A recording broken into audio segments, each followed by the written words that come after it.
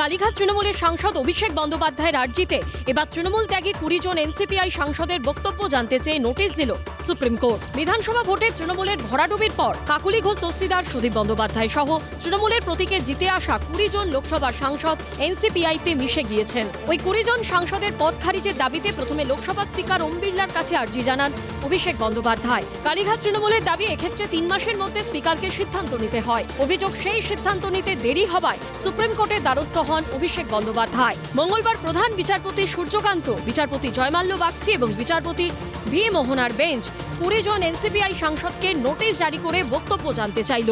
এত ইলিগ্যালিটিস আছে যে সুপ্রিম কোর্টও বুঝে গেছে যে এতে কি হচ্ছে, কারণ সুপ্রিম কোর্ট তো এর আগে ওই সিন্ধের কেসটা শুনছে না, তারপরে এলো টিএমসির কেস।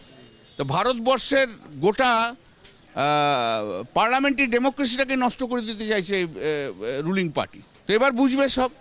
নোটিশ তো ইস্যু হলো, উত্তর তো দিতে হবে, স্পিকারকেও তো ডিসাইড করতে হবে, স্পিকারও ডিসাইড করেনি, বরঞ্চ ওদের সিট আগে অ্যালটমেন্ট করে দিয়েছে, আমাদের সিট পিছনে রয়েছে। দলত্যাগ বিরোধী আইনে সুদীপ বন্দ্যোপাধ্যায়দের লোকসভার সদস্য পদ বাতিলের জন্য অভিষেক বন্দ্যোপাধ্যায় যে আবেদন জানিয়েছিলেন তার প্রেক্ষিতে 20 জন বিদ্রোহী সাংসদকে নোটিশ পাঠিয়ে 7 দিনের মধ্যে জবাব চাইল লোকসভার সচিবালয়। মহামান্য আদালত কি বলেছেন, আমরা রুলিংটা হাতে পাবো, পেয়ে যেভাবে ওনারা চাইবেন আমরা সেইভাবে ওনাদেরকে যা যা চাইবেন সবকিছু কাগজ দিয়ে দেবো। আইনি পথে এই জট কিভাবে কাটতে পারে? 3 মাসের মধ্যে কিন্তু স্পিকারকে ডিসপোজ অফ করতে হবে।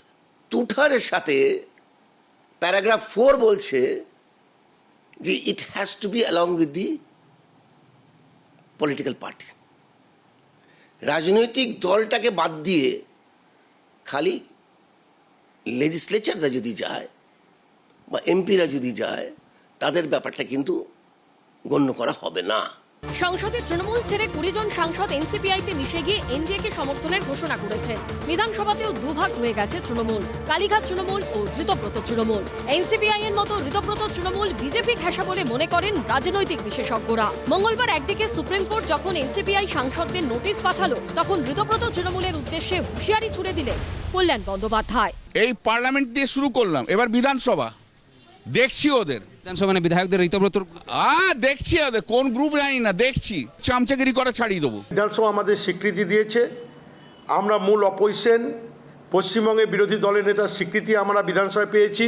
আজকে বিরোধী দল নেতা সহ বিরোধী চিফ হুইপ এবং পুরো বিধানসভা আমাদের নেতৃত্বে অপোজিশনের যা যা দায় দায়িত্ব বর্তায়, আমরা অরিজিনাল তৃণমূল হিসাবে আমরা সেই স্বীকৃতি পেয়েছি। লোকসভা স্পিকার ও সেক্রেটারি জেনারেলের পক্ষে সওয়াল করেন সলিসিটর জেনারেল তুষার মেহতা। তিনি জানান, স্পিকার ইতিমধ্যেই পদক্ষেপ নিয়েছেন এবং 20 জন সাংসদকে নোটিশ পাঠানো হয়েছে। তবে স্পিকারকে নোটিশ পাঠানোর বিষয়ে আপত্তি জানান তুষার মেহতা। তার প্রেক্ষিতে সুপ্রিম কোর্ট বলে, বিষয়টি হলো একটি নির্দিষ্ট সময়সীমার মধ্যে প্রক্রিয়াটিকে শেষ করার।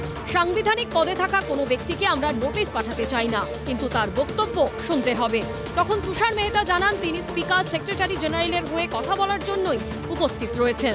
পরবর্তী শুনানি হবে 2 সপ্তাহ পর। বিজেন্দ্র সিংহ, সমীরণ পাল ও সত্যজিৎ বৈদ্যের রিপোর্ট, এবিপি আনন্দ। এবিপি আনন্দ, এগিয়ে থাকে, এগিয়ে রাখে।